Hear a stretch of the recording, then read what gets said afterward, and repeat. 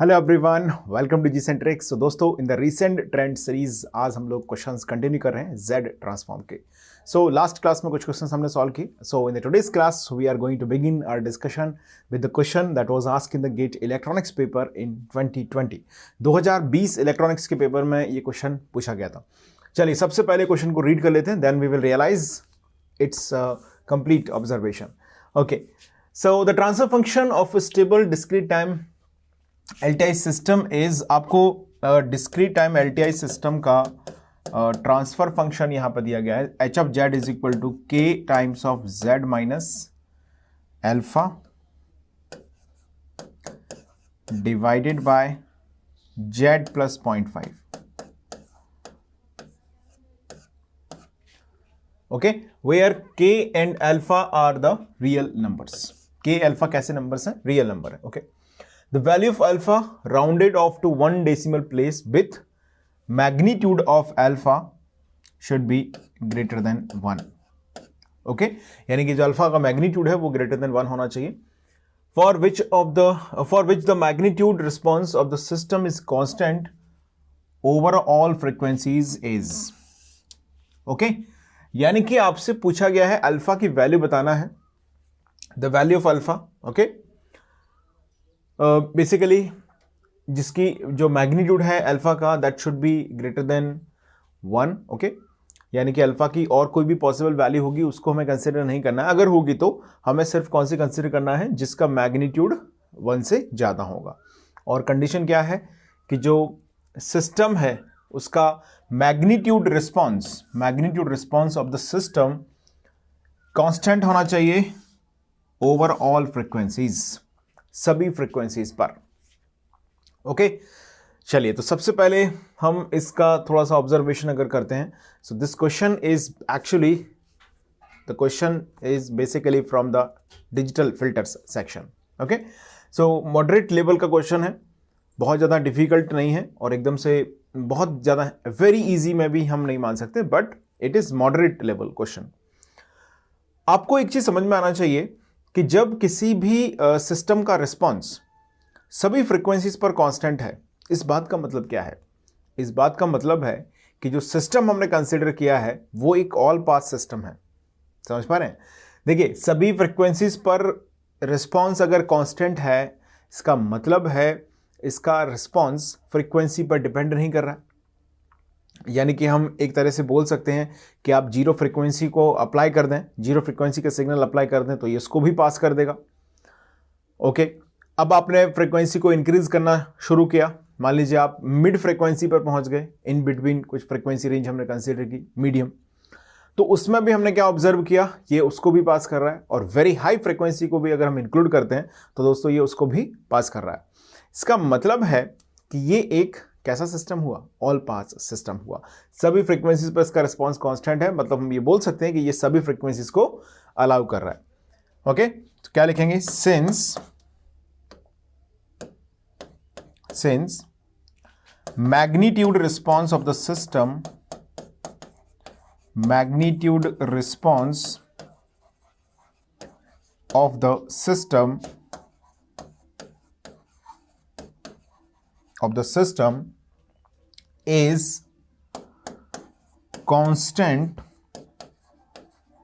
is constant for all frequencies, hence the given system is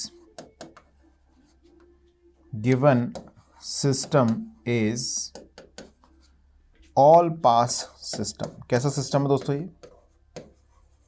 ये एक all pass system है। इतनी बात आपको समझ में आ गई। यानी कि किसी भी सिस्टम का मैग्नीट्यूड रिस्पांस अगर दी हुई फ्रीक्वेंसीज में सभी फ्रीक्वेंसीज के लिए कांस्टेंट है, यानी कि आप जीरो से लेके वेरी हाई फ्रीक्वेंसी तक कोई भी फ्रीक्वेंसी कंसिडर करें, अगर ये सभी फ्रीक्वेंसी को अलाउ कर रहा है मतलब ये ऑल पास सिस्टम है। अब दोस्तों एक डिस्कशन मैंने क्लासरूम में किया हुआ है डिजिटल फिल्टर्स के दौरान। हम जब भी बात करते हैं ऑल पास सिस्टम की, तो ऑल पास सिस्टम के अंदर जैसे मान लीजिए एनालॉग फिल्टर्स की मैं अगर बात करूं तो एनालॉग फिल्टर्स में हम बोल देते हैं कि भाई जो पोल्स जीरोज होंगे वो symmetric about J omega axis होंगे, तभी ऐसा हो पाएगा कि मैग्नीट्यूड जो है वो वन कांस्टेंट आ पाए।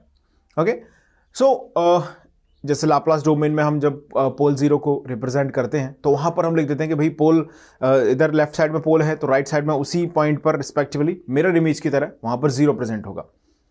तो whatever we say about the j omega axis in the Laplace domain, दोस्तों जेड डोमेन में उसे हम यूनिट सर्कल के अबाउट डिफाइन करते हैं। जैसे मान लीजिए, थोड़ा सा मैं इसको ब्रीफ कर देता हूं, हालांकि ये डिस्कशन काफी हमने डिटेल में किया हुआ है डिजिटल फिल्टर्स के दौरान, तो वहां से आप इसको पढ़ सकते हैं, but let me explain you in the brief way, थोड़ा सा आपको जिससे एक ऑब्जर्वेशन आपका थोड़ा सा क्लियर हो जाएगा। देखिएगा ध्यान से। सो हम जब भी बात करते हैं in Z plane, so guys in the Z plane हम जो भी इंटरप्रिटेशन लेते हैं वो सर्कुलर होता है। जेड की वैल्यू होती है दोस्तों r into e of j omega, जिसमें आर रेडियस का सर्कल ये फॉर्म करता है। डेफिनेटली मान लीजिए हमने यहां पर आर की जो रेडियस है वो 1 कंसिडर करी, यूनिट सर्कल। तो जब भी कोई सिस्टम ऑल पास सिस्टम बनता है तो उसके अंदर पोल्स जीरोस की लोकेशन जो होगी वो यूनिट सर्कल के अबाउट, जैसे मान लीजिए यहां पर अगर पोल लोकेटेड है तो इससे इन दिस पॉइंट जीरो यहां पर लोकेटेड होगा अबाउट द यूनिट सर्कल, इस तरीके से। ओके, अब अगर हम इसको in the sense of magnitude define करते हैं, अब जैसे मान लीजिए कोई भी हम लोकेशन ले लें, कोई अदर लोकेशन मैंने पोल की यहां पर कंसीडर की, तो इसके अबाउट यहां पर जीरो लोकेट होगा in the same way. Okay, about this unit circle as a conjugate value ये यहां पर जनरेट होगा। समझिएगा ध्यान से। अब जो मुद्दे की बात आपको दिमाग में रखनी है वो ये है, वो मैं डायरेक्टली आपको लिखा देता हूं, ठीक है। डिटेल्ड एक्सप्लेनेशन जिन लोगों ने डिजिटल फिल्टर की क्लास अटेंड की हुई है जी सेंटर के ऐप पर, उनको मालूम होगा, मालूम होना ही चाहिए। ओके, जिन लोगों ने नहीं की है तो please I would like to suggest you कि आप पहले वो क्लास को अटेंड करें, then you should attempt this question. अगर आप इस क्वेश्चन को डायरेक्ट अटेम्प्ट कर रहे हैं तो जो स्टेटमेंट मैं यहां पर दे रहा हूं, जो नोट पॉइंट आपको लिखा रहा हूं, वो आपको एज इट इज दिमाग में रखना है, ठीक है। Just keep in mind. सबसे पहले हम बात करें ऑल पास सिस्टम की।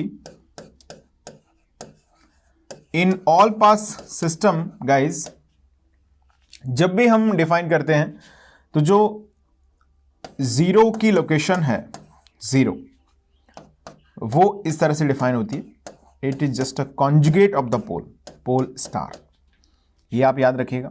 या मैं इसी चीज को ऐसे भी बोल सकता हूं कि पोल की जो लोकेशन है वो डिफाइन होती है as a conjugate of zero. Conjugate आप समझ पा रहे हैं, as a reciprocal of conjugate of zero.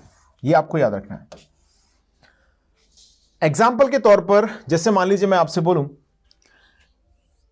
कि जो पोल है उसकी लोकेशन है, पोल P1, इसकी लोकेशन है मान लीजिए 1 + J1।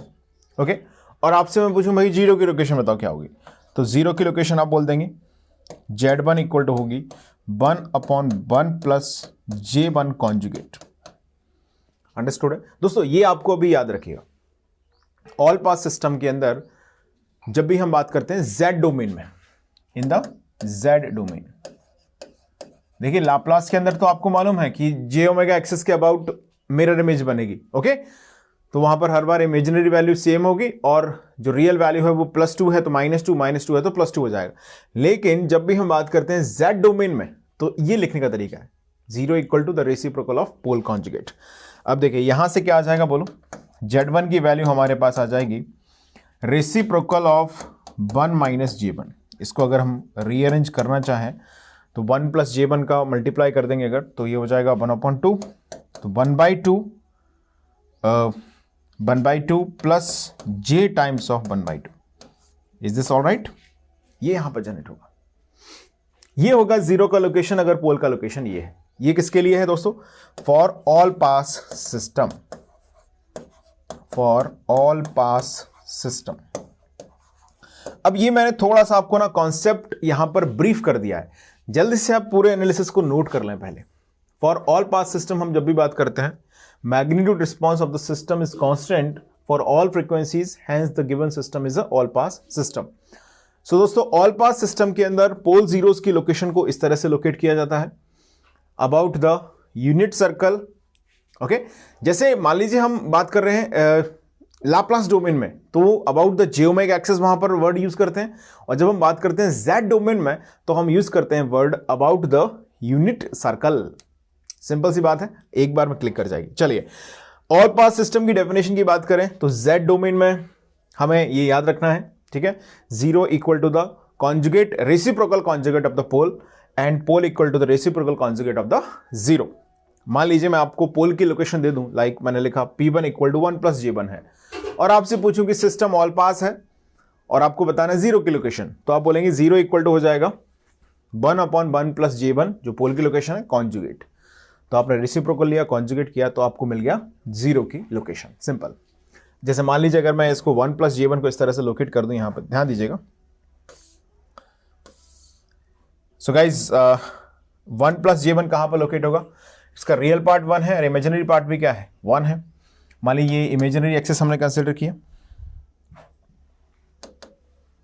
ये इमेजिनरी एक्सिस हमने कंसिडर किया, इमेजिनरी वैल्यू ऑफ z, और ये मान लीजिए हमने कंसिडर किया रियल वैल्यू ऑफ z। तो जो 1 प्लस J1 है वो कहां पर होगा?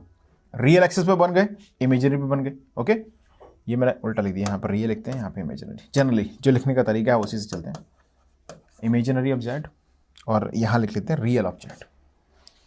हालांकि कोई फर्क उससे नहीं पड़ेगा, बट हम जनरली जिस तरीके से लिखते हैं वैसे लिखना सही है। ये रियल एक्सिस हो गया, ये इमेजिनरी एक्सिस हो गया, सिग्मा जी ओमेगा एक्स ऐसे लिखते हैं, उसी को पी ऐसे लिख देते हैं। चलिए 1 प्लस J1 यानी कि यहां पर कहीं लोकेट होगा 1 प्लस J1। 1/2 J/2 कहां पर होगा? 1/2 यानी कि इधर J/2 लाइक दिस। तो आप एक क्लियरली कट में एक ऑब्जर्वेशन कर पा रहे हैं जो मैंने यहां पर मेंशन किया, लाइक दिस। इस तरह से इनकी लोकेशंस को हम डिफाइन करते हैं। ये हो गया 1/2 प्लस J/2। क्लियर है बात सभी को? चलिए अब आगे बढ़ सकते हैं। नाउ अब क्वेश्चन को आप रीड करें। अब क्वेश्चन की बात हम कर लेते हैं। क्या क्वेश्चन था अभी हमने?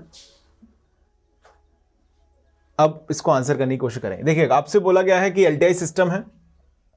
ओके, अच्छा, बोला गया है magnitude of alpha must be greater than 1, ये ग्रेटर देन 1 होना चाहिए, और जो ट्रांसफर फंक्शन है वो आपको ये दिया गया है k times of z minus alpha upon z plus 0.5।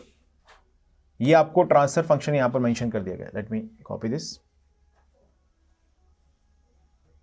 Okay, कहां चला गया? कॉपी नहीं हो रहा है, चलो यहीं से लिख लेते हैं।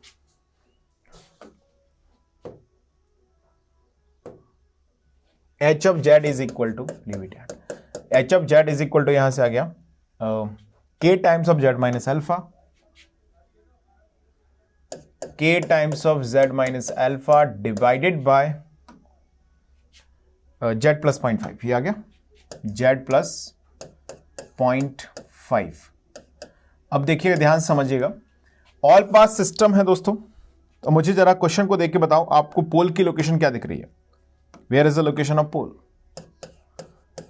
पोल की लोकेशन डिनोमिनेटर या numerator? Denominator of course. Pole यहां पर है at z equal to -0.5,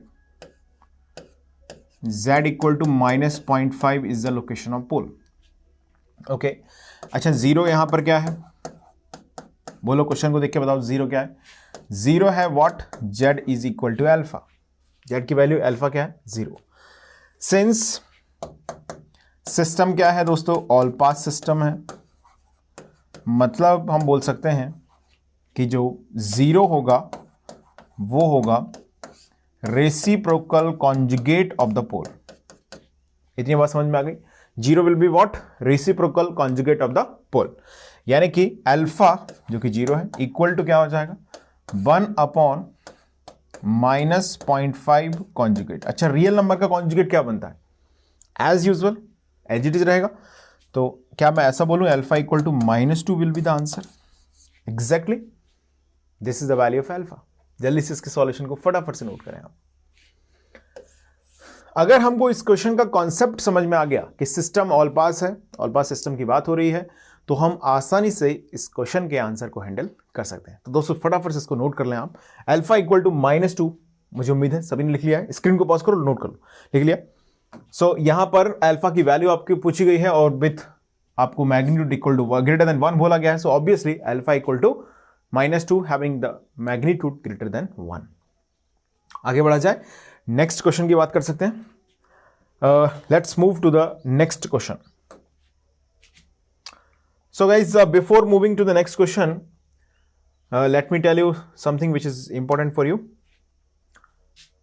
signals and system को आप ज्वाइन कर सकते हैं जी सेंट्रिक एप्लीकेशन पर विथ अफोर्डेबल फी स्ट्रक्चर. तो जैसा कि मैंने आपको बताया कि कंप्लीट कोर्स जब आप ज्वाइन करते हैं तो वहाँ पर आपका from the very basic to the advanced level आपकी कॉन्सेप्चुअल ग्रिप सब्जेक्ट पर मजबूत होती है. ओके आधा अधूरा ज्ञान लेके, जैसे कई बार वो होता है ना जो डॉक्टर आधा अधूरा ज्ञान लेके पेशेंट का इलाज कर रहे होते हैं तो वो उतना प्रॉपर उसको ट्रीट नहीं कर पाते. इसी तरीके से नॉलेज के सेंस में भी अगर हम बात करें तो अगर आप किसी कॉम्पिटिटिव एग्जाम को प्रिपेयर कर रहे हैं और आप आधे अधूरे ज्ञान के साथ अगर जाते हैं तो कहीं ना कहीं आप वहाँ पर सिली मिस्टेक्स करने के चांसेस आपके ज़्यादा होंगे और जो हिडन कॉन्सेप्ट्स हैं वो आपको उतनी अच्छी तरह से रियलाइज नहीं होंगे. I always appreciates the self study. Self study जो कर सकता है वो निश्चित तौर पर सेलेक्ट होने के योग्य कैंडिडेट है. अगर आपके अंदर सेल्फ स्टडी करने का मोटिवेशन है मतलब आप एक अच्छे कैंडिडेट हैं, आप सिंसियर हैं, तो अगर आप इतना अफोर्डेबिलिटी के साथ जो कोर्स अवेलेबल है उसको परचेस कर लें तो आपका जो सेल्फ स्टडी है वो और अच्छा बूस्टअप हो जाएगा. ओके सेल्फ स्टडी करना हर किसी की बस की बात नहीं होती क्योंकि self study needs more sincerity. Okay अगर उस सेल्फ स्टडी में थोड़ा बहुत इन्वेस्टमेंट है फाइनेंशियली, अगर हम देखें अगर आप वो करते हैं तो आपको थोड़ा बहुत इसमें खर्चा जरूर आएगा लेकिन बहुत ज़्यादा नहीं है. 599 इसका प्राइस है. उसके बाद आपको वेलकम 10 कोड लगा के और फर्दर डिस्काउंट इसमें मिल जाएगा. सो अगर आप इतना अफोर्ड कर सकते हैं then you should also buy this course as well. आपका और अच्छा प्रिपरेशन यहाँ पर होगा. So I would like to recommend you, आप इसे परचेज कर सकते हैं. चलिए तो सबसे पहले हम बात कर लेते हैं, अब मुद्दे की बात करते हैं, क्वेश्चन की बात करते हैं. See this question was asked in the GATE electrical engineering paper 2021 2021 double के पेपर में इस क्वेश्चन को पूछा गया था. रीड करते हैं क्वेश्चन को. The causal signal with Z transform. अच्छा आपको जेड ट्रांसफॉर्म इसमें दिया गया है, एफ ऑफ जेड में लिख देता हूं इसको, equal to z square upon Z minus A whole square. ये लिखा है. ओके ये आपको सिग्नल यहां पर दिया गया है. UN is a unit step signal. UN जो है यूनिट स्टेप सिग्नल है.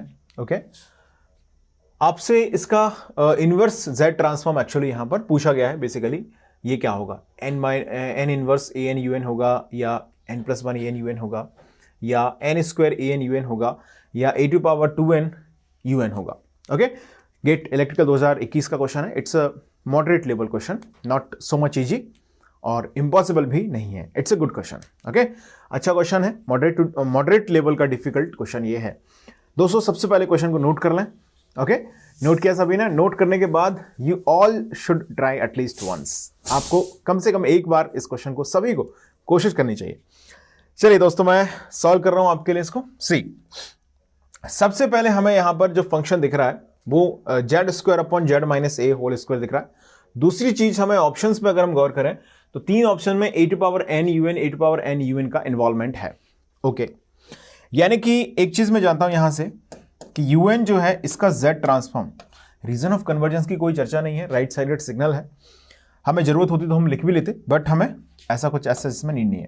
तो इसका z ट्रांसफॉर्म जानते हैं z अपॉन जेड माइनस 1 होता है r ग्रेटर देन 1 के साथ.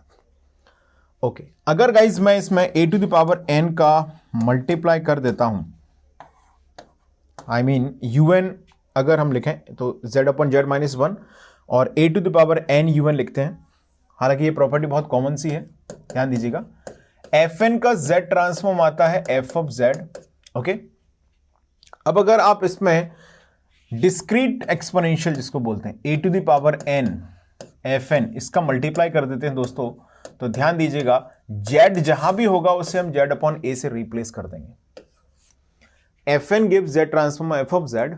ओके देन a⁻n fn इसका z ट्रांसफॉर्म आएगा दोस्तों f of z upon a. Okay f z upon a यानी कि यहां भी z होगा उसको z अपॉन a कर देंगे. ध्यान दीजिएगा a⁻n un z को z अपॉन a करेंगे आप तो ये जेड अपॉन ए हो जाएगा, यहाँ पर जेड अपॉन ए माइनस 1 हो जाएगा।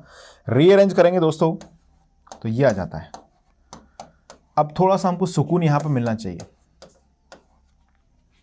कुछ चीज़ें मिल रही हैं। Z square upon Z minus ए होल स्क्वायर, यहाँ पर हमारे पास आ चुका है function Z upon Z minus A.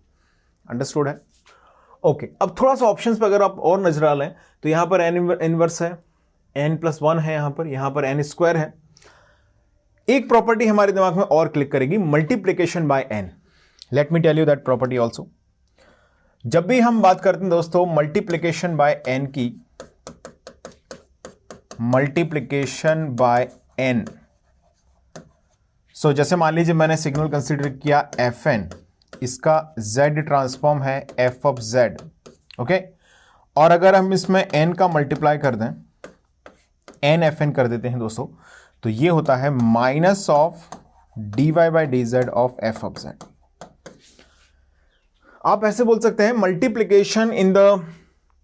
Multiplication by n in the time domain makes differentiation in the z domain. Simple.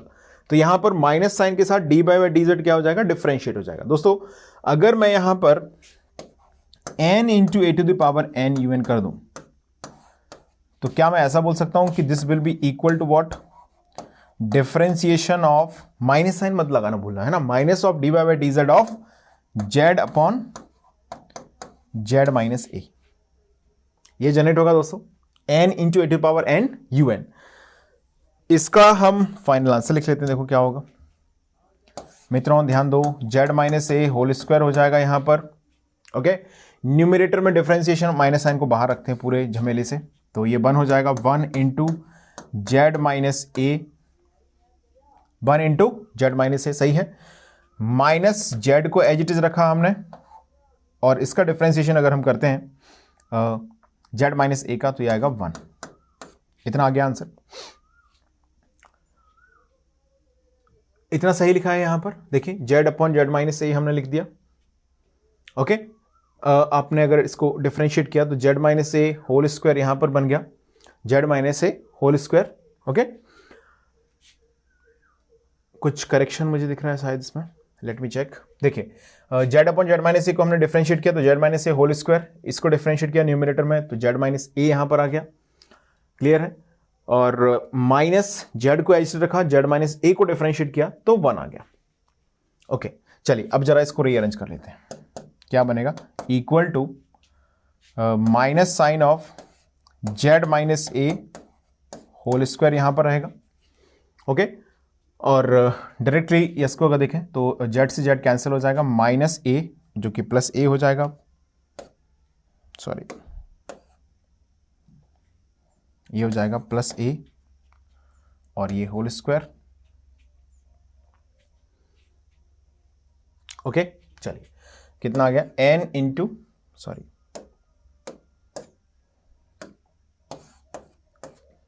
n into A to the power n un, ये यहां पर आ गया इस तरीके से, n into A to the power un। इतना हमने लिख लिया, ओके। चलिए इतना हो गया। अब जरा हम इसको नोटिस करते हैं तो ये हो गया a upon Z minus A whole square, okay. I think कुछ मिसिंग है इसमें, let me check. Z square, yes there is a correction in the formula, I am sorry. यहां पर आना चाहिए minus of z times d f by D z, sorry यहां पर minus Z और रहेगा, तो ये माइनस जेड अंदर शिफ्ट होगा तो जेड ए यहां पर आ जाएगा, सॉरी, ओके। अब इतना यहां पर सही लिखा है, ठीक है। ये जनरेट हो गया। अब हमको यहां से नोटिस करना है, देखिए ध्यान दीजिएगा, हमें एक्चुअली क्या रिक्वायर्ड है। यहां पर है Z square upon Z minus ए होल स्क्वायर, और यहां पर एक्चुअली हमने जनरेट किया है, यहां भी रहेगा, हाँ, यहां पर एक्चुअली हमने जनरेट किया है जेड ए अपॉन जेड माइनस ए होल स्क्वायर, ये हमने जनरेट किया है। अंडरस्टूड है इतना? अब जरा इसको नोटिस करें हम, तो जहां पर जेड स्क्वायर है लेकिन यहां पर हमने सिंपल जेड इंटू ए लिखा हुआ है, और denominator is okay, z minus A whole square यहां पर डिनोमिनेटर बन रहा है, that is absolutely fine. But आपको जेड स्क्वायर की जरूरत और है। क्या हम कर सकते हैं, ध्यान दीजिएगा, बताइए क्या कर सकते हैं इसमें। हमें अगर Z square upon Z minus ए होल स्क्वायर फॉर्मेट चाहिए, और हमारे पास जेड ए अपॉन जेड माइनस ए होल स्क्वायर अवेलेबल है। डिनोमिनेटर सॉर्टेड है भाई साहब, डिनोमिनेटर में कोई समस्या है नहीं। अब आपको एक प्रॉपर्टी इसमें और याद आएगी, मैं बताता हूं क्या। देखिए, अगर हम बात करें टाइम शिफ्टिंग प्रॉपर्टी की, ध्यान दीजिएगा, एफ एन का जेड ट्रांसफॉर्म आता है f of z. Okay, f of n का क्या लिखा हमने, एफ ऑफ जेड। तो अगर हम इसको किसी अमाउंट एन नॉट से शिफ्ट कर दें, लाइक मैंने लिखा f of n plus n naught, तो गाइज इसका जेड ट्रांसफॉर्म आएगा f of z into power n naught. ध्यान दीजिएगा, जब अगर आप इसे प्लस से शिफ्ट करेंगे तो यहां पर प्लस एन नॉट आएगा। मान लीजिए मैं आपसे बोलूं कि भाई एन माइनस एन नॉट कर दिया मैंने, तो क्या आएगा साथियों, बोलो।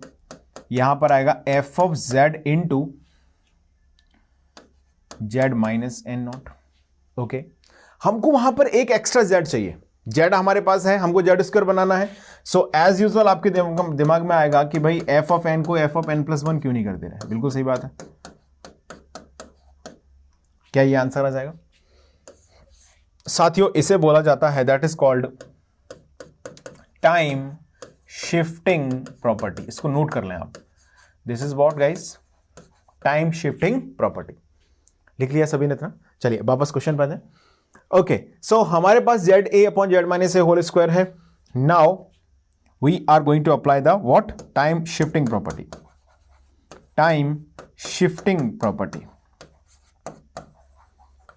यानी कि पर्टिकुलरली गाइज मैं यहां पर n को कन्वर्ट कर रहा हूं किसमें, n प्लस वन में, यानी जहां भी n होगा उसको हम n प्लस वन कर देंगे। तो बोलो क्या होगा, ये हो जाएगा दोस्तों n plus one into A power what n plus one into you n plus one. Okay, और यहां पर आएगा दोस्तों n को जब हम n प्लस वन करते हैं तो यहां पर एफ जेड हो जाता है जेड इंटू एफ जेड, सी जेड इंटू एफ जेड। तो ये जो फंक्शन है वो एक्चुअली एक एक्स्ट्रा जेड से क्या हो जाएगा, मल्टीप्लाई हो जाएगा। इतनी बात आपको बहुत क्लियरली यहां पर समझ में आ जानी चाहिए। सो अब गाइज हमें इसे सिर्फ रीअरेंज करना है। पहले इतना नोट कर लो, ध्यान से लिखो, पूरा लिख लिया सबने शुरुआत से। ये प्रॉपर्टीज भी आप लिखते जाना साइड में जो मैं यूज कर रहा हूं। ओके, इनका डिटेल डिस्कशन मेन कोर्स में है। बाकी यहां पर जितनी प्रॉपर्टीज यूज हो रही हैं उनको आपको रिकॉल रहें, रिवाइज्ड रहें, सो दैट मैं इनको साइड में लिखते भी जा रहा हूं। ठीक है, ये लिख लीजिएगा इतना। यहां तक पहुंच चुके हैं सब लोग, यहां तक पहुंच गए। देखिए अब फाइनल आंसर हम लिख रहे हैं। देखिए क्या आएगा, बोलो। This is n plus one times a to the power n into a into u of n plus one z square a divided by z minus a whole square.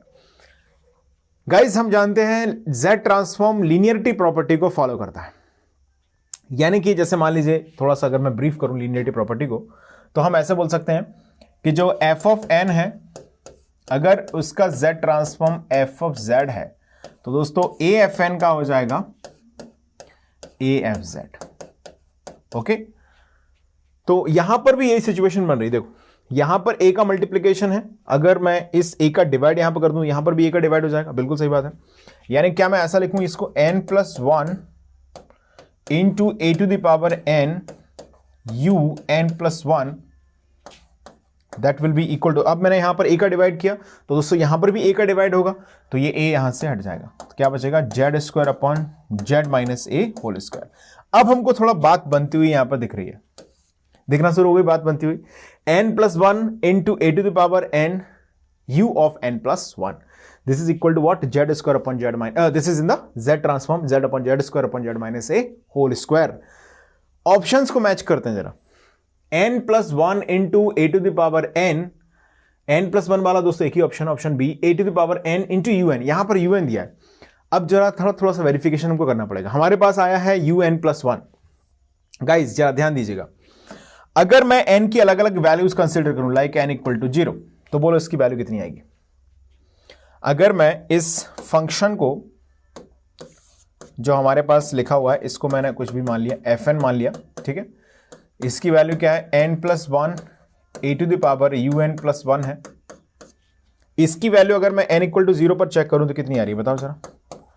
f0 equal to 0 पर जरा बोलो कितना आएगा, 1 into u1, I think मुझे लग रहा है 1 आएगा, सही है। ओके, n इक्वल टू -1 पर देखो, -1 पर अगर आप रियलाइज करें तो -1 प्लस 0 ये 0 हो जाएगा, तो f0 कितना आएगा, 0 आएगा। अच्छा, n इक्वल टू 2 पर बोलो कितना आएगा, n इक्वल टू 2, 1 रख रहे थे पहले, सॉरी, n इक्वल टू 1 पे कितना आएगा, 1 रखें, 2 into A to the power 1 a, और u3 तो 1 होगा तो 2a हो जाएगा, बिल्कुल। f1 की वैल्यू क्या हो जाएगी, 2a। हमें गाइस जो ऑप्शन में दिया गया है वो है ये, आपको ऑप्शन में जो प्रोवाइडेड है वो ये है। नाउ इन दिस वन अगर हम n की वैल्यूज को पुट करते जाएं, लाइक मैंने इक्वल टू 0 पुट किया, तो बोलो कितनी वैल्यू आ रही है, n इक्वल टू 0 पुट करेंगे तो यहां पर u0 हो जाएगा, u0 की वैल्यू 1 होती है डिस्क्रीट में, बिल्कुल, तो 1 आएगा। n इक्वल टू हमने यहां पर क्या पुट किया, -1, एग्जैक्टली -1 पुट किया है, तो यहां से अगर आप ये f-1 होगा, आई एम सॉरी, -1 हमने पुट किया तो क्या बन रहा है जरा देखो, -1 प्लस 1 0 हो जाएगा, तो f-1 0 आएगा, यहां पर भी 0 आना, बहुत बढ़िया। n इज इक्वल टू 1 हम कंसिडर करें, सो f1 इक्वल टू यहां पे कितना आ रहा है, 1 plus 1 2 power a to the power n यानी कि 1, सो आंसर आ गया 2a। गाइज अगर आप नोटिस करें इन 3 वैल्यूज को मैंने कंसिडर किया तो 1 यहां पर आ रहा है, फिर 0 आ रहा है, फिर 2 आ रहा है। क्या मैं ऐसा बोल सकता हूं इन दोनों फंक्शंस की वैल्यू इक्वल है? इसके बेसिस पर मैं छोटा सा एक ऑब्जर्वेशन भी आपको कन्वे कर सकता हूं, ध्यान दीजिएगा कैसे। इसको पहले नोट कर लो, जिनको समझना है फटाफट से लिख लो, इसको लिख लिया है, चलिए। क्या हम ऐसा बोल सकते हैं कि this n+1 into un+1 equal to होगा किसके, n+1 इंटू un के? ये चीज हमको थोड़ा सा रियलाइज करना पड़ेगा। The ultimate thing that I want to convey here, clear है सभी को? n+1 हमने मल्टीप्लाई कर दिया है, अब n इक्वल टू 0 पर इसकी वैल्यू भी 0, इसकी वैल्यू भी 0, ओके। n इक्वल टू 1 पर इसकी वैल्यू भी कितनी, 2, इसकी वैल्यू भी 2। n इक्वल टू -1 पर इसकी वैल्यू भी 0, इसकी वैल्यू भी 0। n इज इक्वल टू -2 अगर हम कंसिडर करेंगे तो गाइज -2 देखो जरा कितना आ रहा है, -2 पर रखा तो इसकी वैल्यू भी 0, इसकी वैल्यू भी 0। So as usual if you consider any value, देखिए यहां पर un और un+1 में जो डिफरेंस है वैल्यूज का वो सिर्फ n इक्वल टू 0 के अबाउट हो सकता है, क्योंकि आप जानते हैं कि जो un+1 है उसका ग्राफ स्टार्ट होगा यहां से -1 से, un+1 हो गया, और जो un है दोस्तों उसका ग्राफ स्टार्ट होगा कहां से, 0 से। बाकी सब तो सेम है, ये तो वही रहेगा, ये तो वही रहेगा, क्लियर है सभी को? 0 1 2 3, इसमें आपको कंफ्यूजन नहीं हो इसलिए मैं इतना डिस्कशन इसमें कर रहा हूं। तो अगर हम ये चेक कर लें कि -1 पर इन दोनों की वैल्यूज इक्वल है, उसके अलावा हर इंस्टेंट पर तो un+1 un इक्वल टू होते ही हैं दोनों। देखिए ध्यान दीजिएगा, सिर्फ un+1 और un में प्रॉब्लम कहां पर है, un+1 की वैल्यू n इक्वल टू -1 पर 1 होती है, जबकि इसकी वैल्यू 0 होती है। अब आपने n इक्वल टू -1 इसमें पुट किया तो आपने देखा इसकी वैल्यू 0 आ रही है, क्योंकि इसकी वजह से, और इसकी वैल्यू भी 0 आ रही है, मतलब अब सारा मामला सॉर्टेड है।